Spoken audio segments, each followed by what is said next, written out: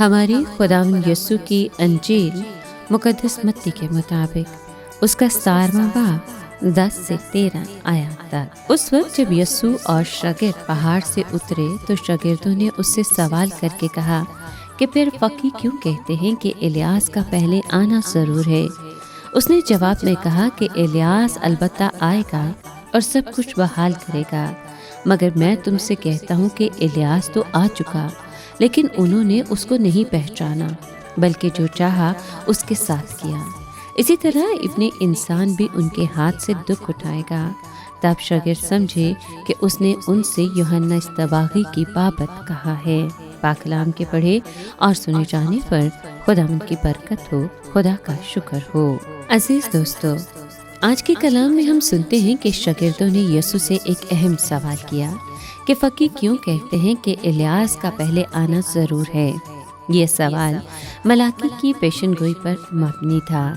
یسوع پہلے ان کی بات کی تصدیق کرتا ہے کہ الیاس البتہ آئے گا اور سب کچھ بحال کرے گا، یعنی خدا کا منصوبہ نبیوں کی پیشن گوئی کے مطابق ہی کامل ہوتا ہے۔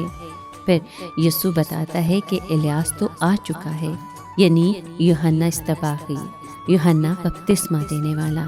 یوحنا حقیقی الیاس تو نہیں تھا، مگر وہ روح اور قوت الیاس میں آیا تھا تاکہ لوگوں کے دل تیار کرے، راستے سیدھے کرے اور مسیح کی آمد کا دروازہ کھولے۔ مگر یسوع وہ تلخ حقیقت بھی ظاہر کرتا ہے کہ لوگوں نے یوحنا کو نہ پہچانا، اسے رد کیا اور اس کے ساتھ سختی کی، اور اسی طرح ابن آدم کے ساتھ بھی کریں گے۔ اس پر شاگرد سمجھ گئے کہ یسوع یوحنا اصطباغی ہی کی بابت بات کر رہا ہے۔ اس پوری گفتگو کا مرکزی نقطہ یہ ہے کہ جب دل سخت ہو تو خدا کی نشانیاں بھی پہچانی نہیں جاتی، چاہے وہ کتنی ہی واضح کیوں نہ ہو۔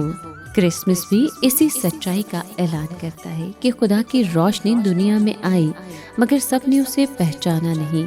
جیسے یوحنا کو رد کیا گیا، ویسے ہی بیت الحم میں آنے والے بادشاہ کے لیے بھی جگہ نہ تھی، لیکن خدا کی صورت اختیار کرنے والا مسیح پھر بھی آیا، اور وہ آج بھی آتا ہے ہر اس دل میں جو اسے پہچاننے کے لیے تیار ہے۔ عزیز دوستو، کرسمس ہمیں یہ دعوت دیتا ہے کہ ہم یوحنا کی گواہی کو سنیں، اپنے دل کی راہیں سیدھی کریں اور اس نجات دہندہ کو پہچانیں جو خاموشی سے ہمارے قریب آ جاتا ہے۔ چڑھنے کی سادگی میں چھپی ہوئی وہی روشنی آج ہماری بحالی کا آغاز ہے، وہ روشنی جسے دنیا نہ پہچان سکی، مگر جو پھر بھی ہر اندھیرے پر غالب آتی ہے۔